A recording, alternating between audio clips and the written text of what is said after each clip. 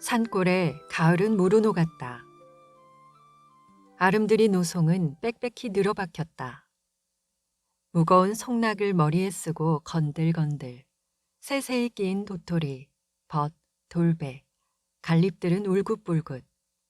잔디를 적시며 맑은 샘이 쫄쫄거린다. 산토끼 두 놈은 한가로이 마주 앉아 그물을 할짝거리고 이따금 정신이 나는 듯 가랑잎은 부수수 하고 떨린다. 산산한 산들바람, 귀여운 들국화는 그 품에 새뜩새뜩 넘논다. 흙내와 함께 향긋한 땅김이 코를 찌른다. 요놈은 쌀이버섯, 요놈은 잎썩은 내, 또 요놈은 송이. 아니, 가시넝쿨 속에 숨은 박하풀 냄새로군. 응치리는 뒷짐을 딱 찌고 어정어정 논인다.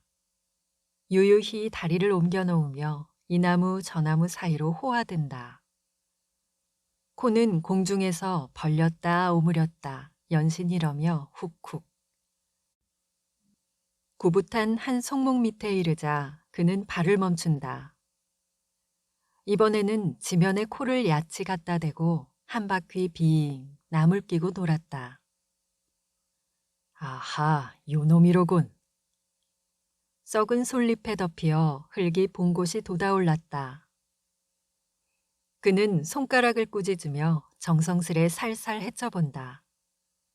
과연 귀여운 송이. 망할 녀석, 조금만 더 나오지. 그걸 뚝 따들고 뒷짐을 지고 다시 어실렁어실렁. 가끔 서나품은 터진다. 그럴 적마다 두 팔을 떡 벌리곤 먼 하늘을 바라보고 늘어지게도 기지개를 느린다. 때는 한창 바쁠 추수 때이다. 농꾼치고 송이파적 나올 놈은 생겨나도 않았으리라. 하나 그는 꼭 해야만 할 일이 없었다. 싶으면 하고 말면 말고 그저 그뿐. 그러함에는 먹을 것이 덜어 있느냐면 있기는커녕 부쳐먹을 농토조차 없는 계집도 없고 자식도 없고 방은 이때야 남의 곁방이요 잠은 새우잠이요. 하지만 오늘 아침만 해도 한 친구가 찾아와서 별을 털 텐데 일 좀 와 해달라는 걸 마다하였다. 몇 푼 바람에 그까짓 걸 누가 하느냐보다는 송이가 좋았다. 왜냐하면 이 땅 삼천리 강산에 늘여놓인 곡식이 말짱 뉘것이람. 먼저 먹는 놈이 임자 아니냐.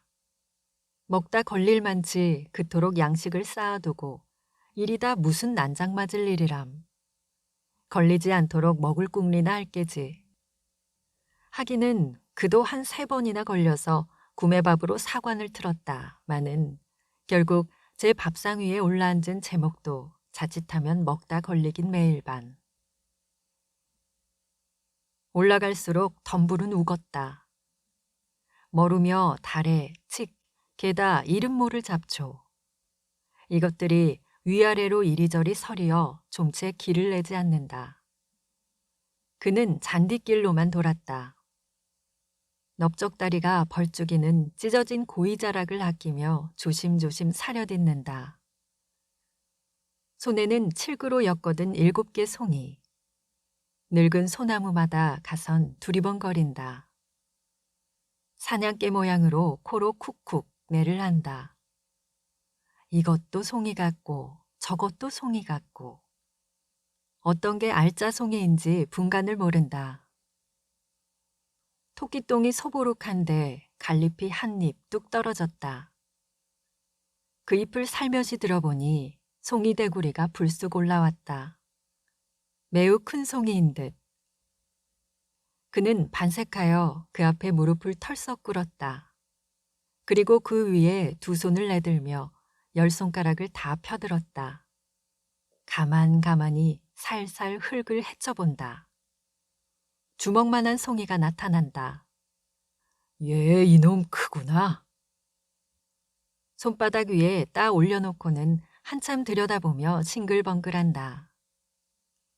우중충한 구석으로 바위는 벽같이 깎아질렀다. 그 중턱을 얽어나간 칡잎에서는 물이 쪼록쪼록 흘러내린다. 인삼이 썩어내리는 약수라 한다. 그는 돌 위에 걸터 앉으며 또 한 번 하품을 하였다. 간밤 쓸데없는 노름에 밤을 팬 것이 몹시 나른하였다. 따사로운 햇발이 숲을 새어든다. 다람쥐가 솔방울을 떨어치며 어여쁜 할미새는 앞에서 알씬거리고 동리에서는 타작을 하느라고 와글거린다. 흥겨워 외치는 목성, 그걸 억누르고 공중에 응응 진동하는 벼 터는 기계 소리. 맞은편 산속에서 어린 목동들의 노래는 차량이 울려온다. 산속에 묻힌 마을의 전경을 멀리 바라보다가 그는 눈을 찌끗하며 다시 한번 하품을 뽐낸다. 이 웬 놈의 하품일까 생각해 보니 어제 저녁부터 여태껏 창자가 골렸던 것이다. 불현듯 송이꾸러미에서 그중 크고 먹음직한 놈을 하나 뽑아들었다. 응치리는 그 송이를 물에 썩썩 부벼서는 떡 벌어진 대구리부터 걸상슬에 덥석 물어 떼었다. 그리고 넙죽한 입이 움찔움찔 씹는다. 혀가 녹을 듯이 만질만질하고 향기로운 그 맛. 이렇게 훌륭한 놈을 입맛만 다시고 못 먹다니. 문득 옛 추억이 혀끝에 뱅뱅 돈다. 이놈을 맛보는 것도 참 근자의 일이다. 간불생심이지 어디 냄새나 똑똑히 맡아보리. 산속으로 쏘다니다 백판 못 따기도 하려니와 덜어 딴다는 놈은 행여 상할까봐 손도 못 대게 하고 집에 내려다 묻고 하는 것이다. 그러나 요행이 한 꾸러미 차면 금시로 장에 가져다 판다. 이틀 사흘씩 공들인 거로돼 잘하면 40전, 못 받으면 25전. 저녁거리를 기다리는 아내를 생각하며 좁쌀 서너 대를 손에 사들고 어두운 고개를 터덜터덜 올라오는 건 좋으나 이 신세를 뭐에 쓰나 하고 보면 울프냥 굽기가 짝이 없겠고 이까짓 걸 못 먹어 홧김에 또 한 놈을 뽑아들고 이번엔 물에 흙도 씻을 새 없이 그대로 텁석거린다. 그러나 다른 놈들도 별 수 없으렸다. 이 산골이 송이의 본고양이로 돼 아마 1년에 한 개조차 먹는 놈이 드물리라. 썩어진 두상들. 그는 폭넓은 얼굴을 일그리며 남이나 들으란 듯이 이렇게 비웃는다. 썩었다 함은 대생겼다 모멸하는 그의 언투였다. 먹다 나머지 송이꽁댕이를 바로 자랑스러이 입에다 치트리곤 트림을 섞어가며 우물거린다. 송이 2개가 들어가니 이제는 더 먹을 재미가 없다. 뭔가 좀 든든한 걸 먹었으면 좋겠는데 떡, 국수, 말고기, 개고기, 돼지고기 그렇지 않으면 쇠고기냐. 아따 궁한 판이니 아무거나 있으면 속중으로 여러 가지를 먹으며 시름없이 앉았다. 그는 눈꼴이 슬그러미 돌아간다. 웬 놈의 닭인지 암탉 한 마리가 조 아래 무덤 앞에서 뺑뺑 맨다. 골골거리며 감도는 걸 보매 아마 알자리를 보는 맥이라. 그는 돌에서 궁뎅이를 들었다. 낮은 하늘로 외면하여 못 본 척하고 닭을 향하여 저편으로 널찍이 돌아내린다. 그러나 무덤까지 왔을 때 몸을 돌리며 우후후 이 자식 어딜 가? 후후 2 팔을 벌리고 쫓아간다. 산꼭대기로 치모니 닭은 허둥지둥 갈 길을 모른다. 요리 맺긴 조리 맺긴 꼬꼬댁거리며 속만 태울 뿐. 그러나 바위 틈에 끼어 왁살스러운 그 주먹에 모가지가 둘러나기에는 불과 몇 분 못 걸렸다. 그는 으슥한 숲속으로 찾아들었다. 달걀 껍질을 홀랑 까고서 두 다리를 들고 찢으니 배창이 옆구리로 꿰진다.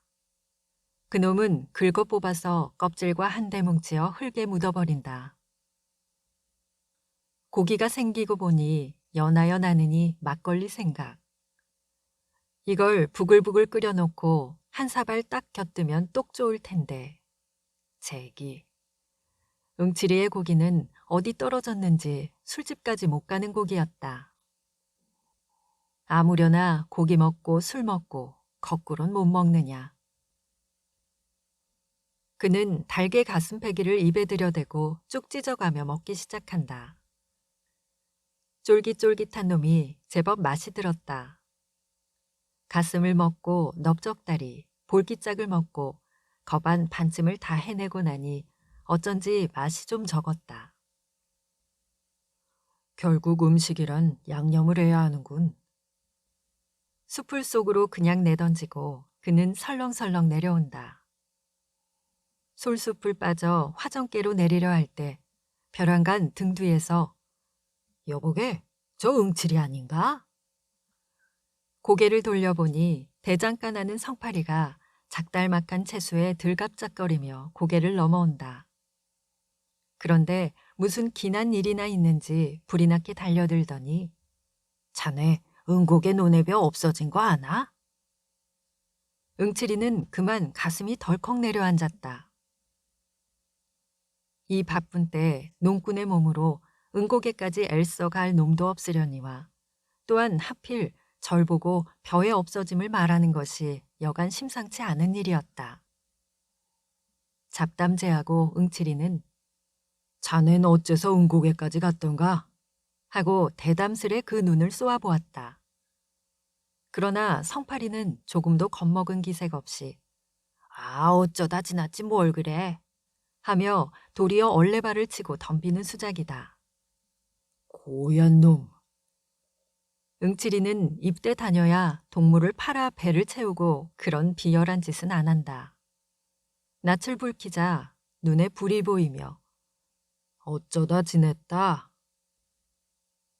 응칠이가 이 동네에 들어온 것은 어느덧 달이 넘었다.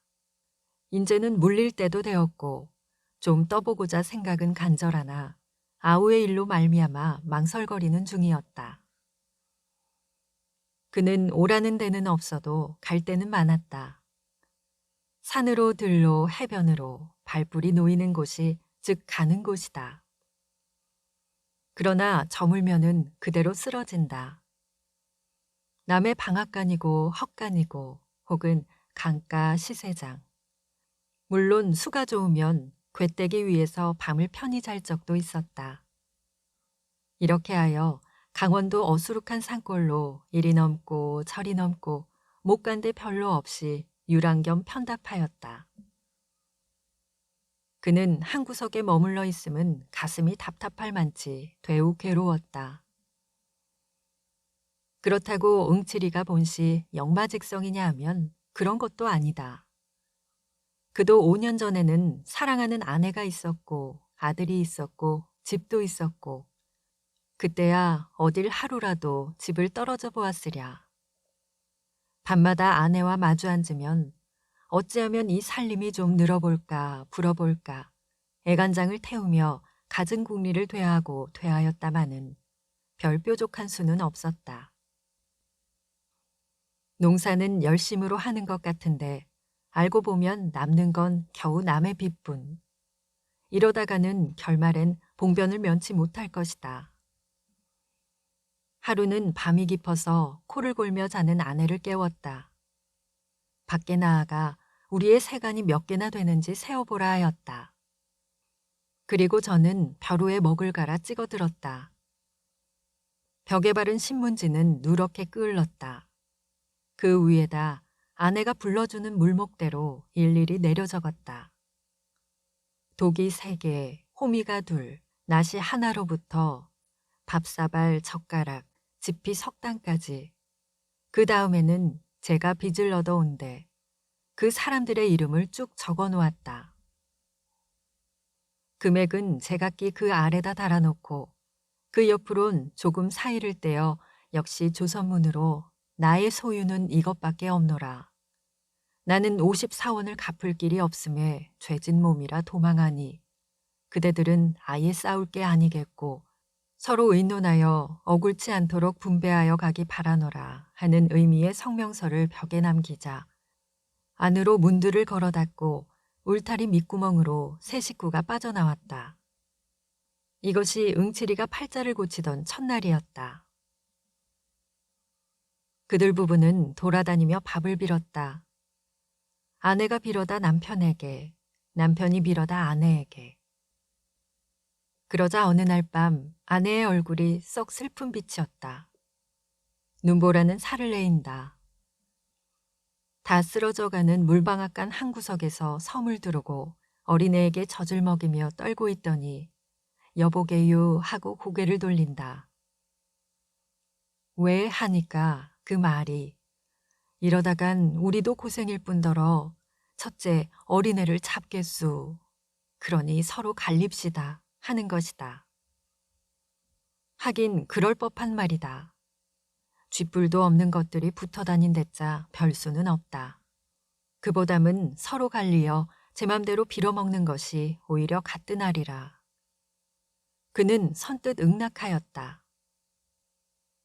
아내의 말대로 개가를 해가서 젖먹이나 잘 키우고 몸성이 있으면 혹 연분이다 다시 만날지도 모르니깐. 마지막으로 아내와 같이 땅바닥에서 나란히 누워 하룻밤을 새고 나서 날이 훤해지자 그는 툭툭 털고 일어섰다. 매 팔자란 응치리의 팔자이겠다. 그는 버젓이 개트림으로 길을 걸어야 걸릴 것은 하나도 없다. 논멜 걱정도, 호포 바칠 걱정도, 빚 갚을 걱정, 아내 걱정, 또는 굴물 걱정도. 호동그라니 털고 나서니 팔자 중에는 아주 상팔자다. 먹고만 싶으면 도야지고 달기고 개고 언제나 옆을 떠날 새 없겠지. 그리고 돈도. 그러나 주제소는 그를 노려보았다. 툭하면 오라가라 하는데 학질이었다. 어느 동리고 가 있다가 불행히 일만 나면 누구보다도 그부터 붙들려 간다. 왜냐면 그는 전과 사범이었다. 처음에는 도박으로, 다음엔 절도로, 또 그 다음에는 절도로. 그러나 이번 멀리 아우를 방문함은 생활이 궁하여 근대로 왔다거나 혹은 일을 해보러 온 것은 결코 아니었다. 혈족이라곤 단 하나의 동생이요. 또한 오래 못 본지라 때없이 그리웠다. 그래 모처럼 찾아온 것이 뜻밖의 덜컥 이를 만났다. 지금까지 논의 벼가 서 있다면 그것은 성한 사람의 짓이라 안 할 것이다.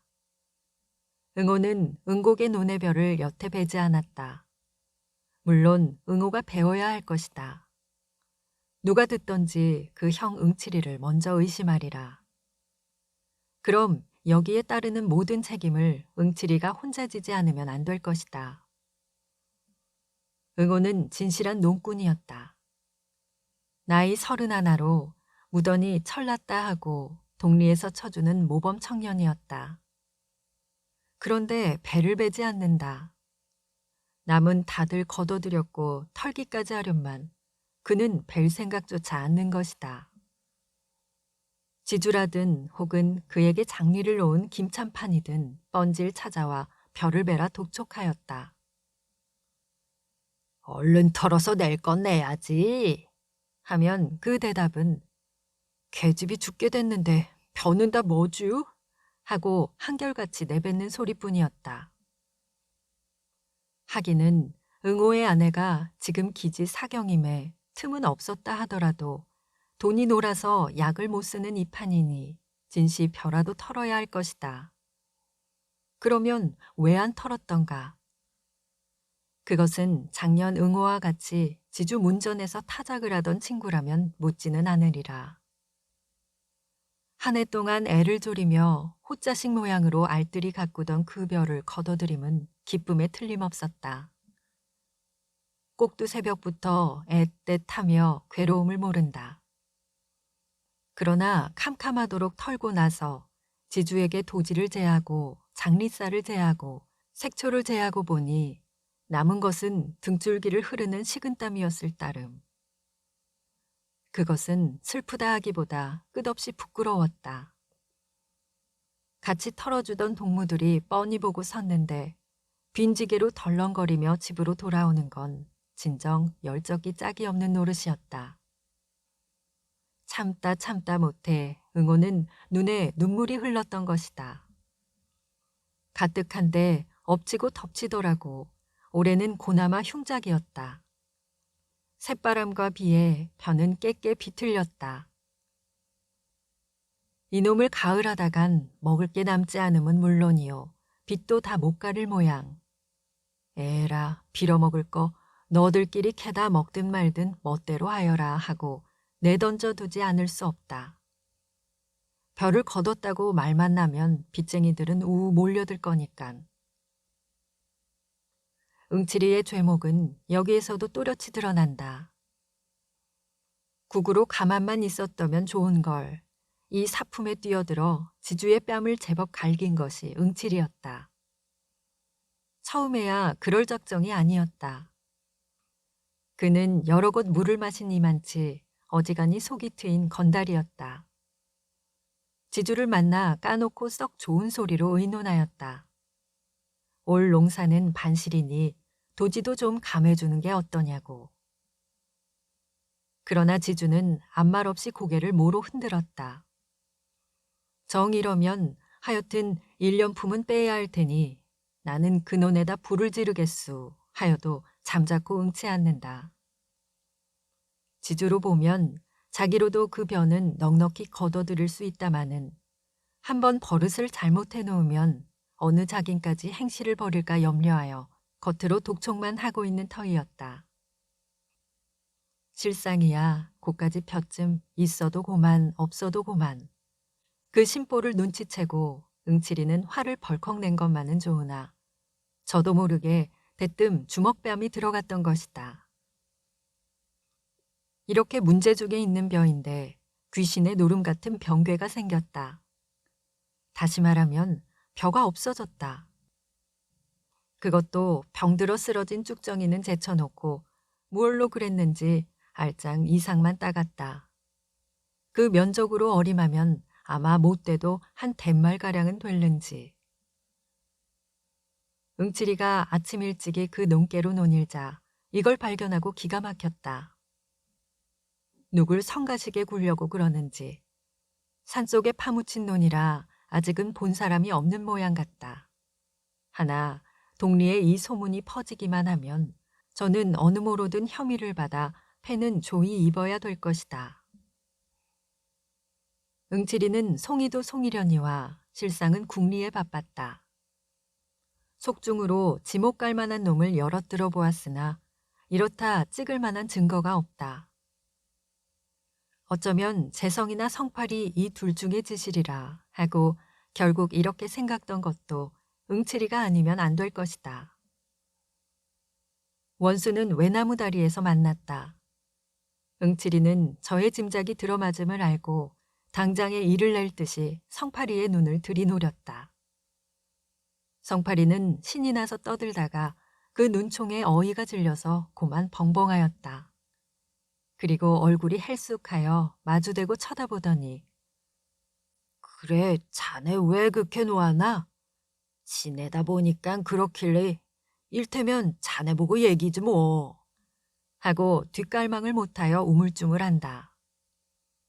노하긴 누가 노해? 응칠이는 뻗팅겼던 몸에 좀 더 힘을 올리며 응고개를 어째 갔더냐 말이지. 놀러 갔다 오는 길인데 우연히. 놀러 갔다? 거기가 노는 덴가?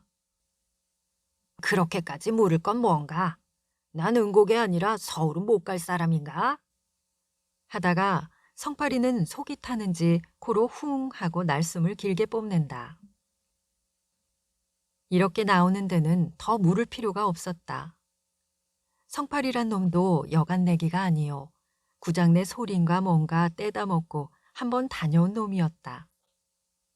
많이 사귀지는 못했으나 독립평판이 그놈과 같이 다니다가는 엉뚱한 일 만난다 한다. 이번에 응칠이 저 역시 그 섭수에 걸렸음을 알고 그야 응고개라고 못 갈 리 없을 테 하고 한번 엿먹다. 그러나 자네도 알다시피 거 어디야. 거기 바로 길이 있다든지 사람 사는 동리라면 혹 모른다 하지만은 성한 사람이야 응고개에 뭘 먹으러 가나. 그렇지? 자네야 심심하니까 하고 앞을 꽉 눌러 등을 떠본다. 여기에는 대답 없고 성팔이는 덤덤히 쳐다만 본다. 무엇을 생각했는가 한참 있더니 호주머니에서 단풍갑을 꺼낸다. 우선 제가 한 개를 물고 또 하나를 뽑아내대며 관련 하나 피우게. 매우 듬직한 낯을 해보인다. 이놈이 이에 밝기가 몹시 밝은 성팔이다. 턱없이 권련 하나라도 선심을 쓸 권자가 아니리라 생각은 하였으나 그렇다고 얘까지 부르대는 건 도리어 저의 처지가 불리하다. 그것은 짜장 그 손에 넘는 짓이니 아, 웬 권련은 이래 하고 슬쩍 눈치며 성량 있겠나? 일부러 불까지 거대게 하였다. 응칠이에게 액을 떠넘기어 이용하려는 고 야심을 생각하면 곧 달려들어 다리를 꺾어놔야 오를 것이다. 그러나 이 마당에 떠들어대고 보면 저는 드러누워 침뱉기. 결국 도적은 뒤로 잡지 앞에서 어르는 법이 아니다. 동리의 소문이 퍼질 것만 두려워하며 여보게 자네가 했건 내가 했건 간 하고 과연 정다이 그 둥을 툭 치고 나서 우리 둘만 알고 동리의 말을 내지 말게 하다가 성팔이가 이 말에 되우 놀라며 눈을 말똥말똥 뜨니 그까지 볕쯤 먹으면 어떤가 하고 껄껄 웃어버린다. 성팔이는 한굽 접히어 말문이 메었는지 얼떨하여 입만만 다신다. 아예 말은 내지 말게. 알지? 하고 다시 다질 때에야 겨우 주저주저 입을 열어 내야 무슨 말을 내겠나 하고 조금 사이를 떼어 또 내야 무슨 말을 그건 염려 말게 하더니 비실비실 몸을 돌리어 저갈길을 내걷는다. 그러나 저 앞 고개까지 가는 동안에 2번이나 돌아다 보며 이쪽을 살피고 살피고 한 것만은 사실이었다. 응칠이는 그 꼴을 이윽히 바라보고 입안에서 죽일 놈 하였다. 아무리 도적이라도 같은 동료에게 제 죄를 넘겨 씌우려 함은 도저히 의리가 아니다. 그건 그렇다 치고 응호가 더 딱하지 않은가. 기껏 힘들여 지어놓았다 남 좋은 일을 한 것을 안다면 눈이 뒤집힐 일이겠다. 이래서야 어디 이웃을 믿어보겠는가. 확적히 증거만 있어 이놈을 잡으면 대번에 요절을 내리라 결심하고 응칠이는 침을 탁 뱉어 던지고 산을 내려온다. 그런데 그놈의 행티로 가는 보면 응칠이 저만치는 때가 못 벗은 도적이다. 어느 미친놈이 논두렁에까지 가세를 들고 오는가. 격식도 모르는 풋둥이가 그러려면 바로 조낙가리나 수수낙가리 말이지. 그 속에 들어앉아 가위로 속닥거려야 들킬 리도 없고 일도 편하고 두포대고 세포대고 마음껏 딸 수도 있다. 그러나 틈보고 집으로 나르면 그만이지만 누가 논의 벼를 다. 그렇게도 벼에 걸신이 들었다면 바로 남의 집 머슴으로 들어가 한 달포 동안이나 주인 앞에 얼렁거리며 신용을 얻어오다가 주는 옷이나 얻어입고 다들 잠들거든 벼섬이나 두둑이 짊어매고 덜렁거리면 그뿐이다. 이건 맥도 모르는 게 남도 못 살게 굴려고 에이 망할 자식도.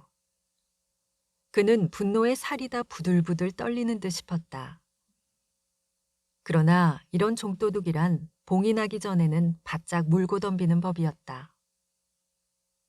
오늘 밤에는 요놈을 지켰다 꼭 붙들어 가지고 정강이를 분질러 놓으리라. 밥을 먹고는 태연이 막걸리 한 사발을 껄떡껄떡 들이켜자.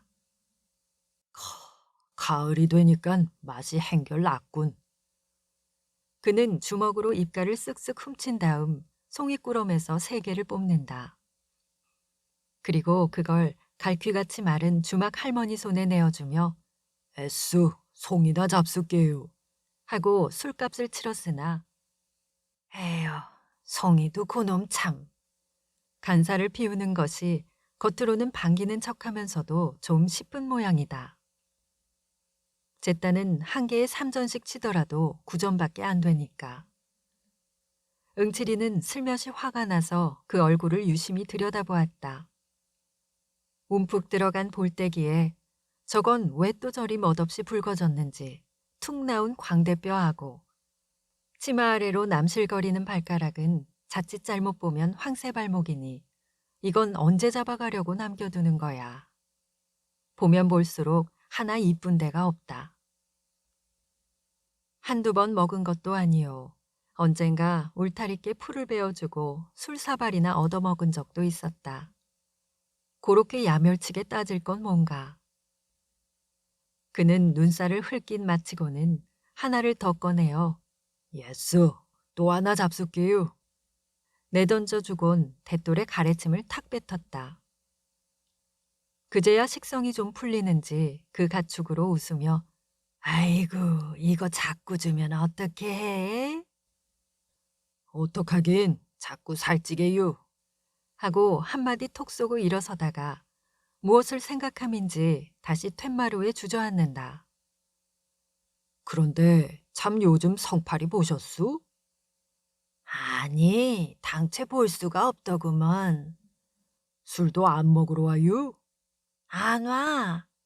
하고는 입속으로 뭐라고 중얼거리며 의아한 낯을 들더니 왜? 또 뭐 일이? 아니요, 본지가 하 오래니깐. 응칠이는 말끝을 얼버무리고 고개를 돌리어 한 대를 바라본다. 벌써 점심때가 되었는지 닭들이 요란히 울어댄다. 논둑의 미루나무는 부하고 또 부하고 잎이 날리며 팔랑팔랑 하늘로 올라간다. 성팔이가 이 마을에서 얼마나 살았쥬? 재작년 가을이지 아마? 하고 장죽을 빡빡 빨더니 근데 또 떠난다든가? 홍천인가? 어디 주 성님한테로 간대. 하고 그게 옳지. 여기서 뭘 하느냐. 대장간이라고 일이나 많으면 모르거니와 밤낮 파리만 날리는데 그보다는 즉 형이 크게 농사를 짓는다니 그 뒤나 거들어주고 국으로 얻어먹는 게 신상에 편하겠지. 그래 불일간 처자식을 데리고 아마 떠나리라고 하고 농꾼은 그저 농사를 지어야 돼. 내일 술 먹으러 또 오지요. 간단히 인사만 하고 응칠이는 다시 일어났다. 주막을 나서니 옷깃을 스치는 개운한 바람이다. 밭 둔덕의 대추는 척척 늘어진다. 멀지 않아 겨울은 또 오렸다.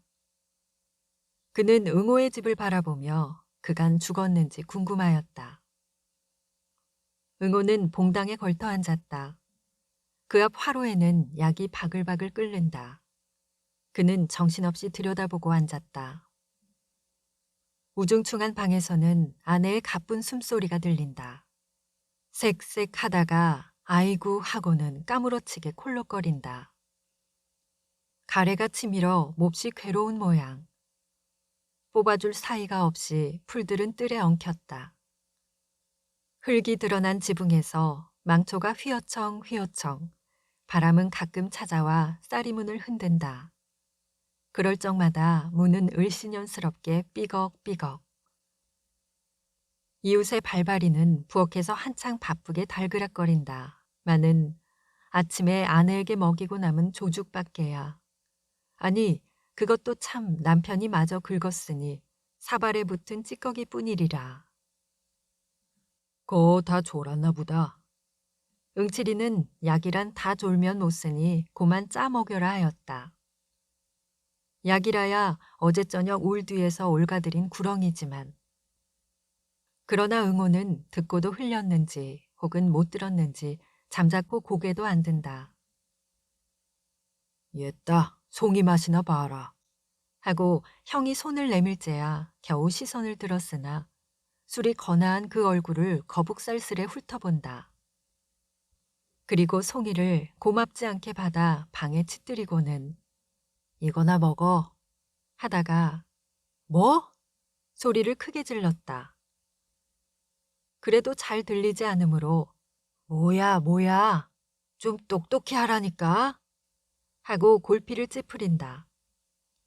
그러나 아내는 손짓만으로 무슨 소린지 알 수가 없다. 음성으로 치느니보다 종이 비비는 소리랄지 그걸 듣기에는 지척도 멀었다. 가만히 보다 응칠이는 제가 다 불안하여 뒤 보겠다는 거 아니냐? 그럼 그렇다 말이 있어야지. 남편은 이내 짜증을 내며 몸을 일으킨다. 병약한 아내의 음성이 날로 변하여 감을 시방 안 것도 아니련만. 그는 방바닥에 늘어져 꼬치꼬치 마른 반송장을 조심히 일으키어 등에 업었다. 울박 반머리에 잿가는 놓였다. 머리가 눌릴 만치 납작한 굴속이다. 게다 거미줄은 예제없이 엉키었다. 부춧돌 위에 내려놓으니 아내는 벽을 의지하고 웅크리고 앉는다. 그리고 남편은 눈을 멀뚱멀뚱 뜨고 지키고 서는 것이다. 이 꼴들을 멀거니 바라보다 응칠이는 맞듣지 않게 코를 휭 풀며 입맛을 다시었다. 응호의 짓이 어리석고 우라가 터져서이다. 요즘 응호가 형에게 잘 말도 않고 왜 어딱비딱 하는지 그 속은 응칠이도 모르는 바 아닐 것이다. 응호가 이 아내를 찾아올 때 꼭 3년간을 머슴을 살았다. 그처럼 먹고 싶던 술 한 잔 못 먹었고 그처럼 침을 삼키던 그 계곡이 한 매 물론 못 샀다. 그리고 사경을 받는 대로 꼭꼭 장리를 놓았으니 후일 선체로 썼던 것이다. 이렇게까지 근사를 모아 얻은 계집이련만 단 2해가 못 가서 이 꼴이 되고 말았다. 그러나 이 병이 무슨 병인지 도시 모른다. 의원에게 한 번이라도 변변이 돼본 적이 없다. 혹 안다는 사람의 말인즉 뇌점이니 어렵다 하였다. 돈만 있으면야 뇌점이고 연병이고 알 바가 못 될 거로되 사날전 거리로 쫓아나오며 성님! 하고 팔을 찰 적에는 응호도 어지간히 급한 모양이었다. 왜? 응칠이가 몸을 돌리니 허둥지둥 그 말이 이제는 별 도리가 없다. 있다면 꼭 한 가지가 남았으니 그것은 엊그저께 산신을 부리는 노인이 이 마을에 오지 않았는가. 그 노인이 응호를 특히 동정하여 15원만 들여 산치성을 올리면 씻은 듯이 낫게 해주리라는데. 성님은 언제나 돈 만들 수 있쥬? 거 안 된다.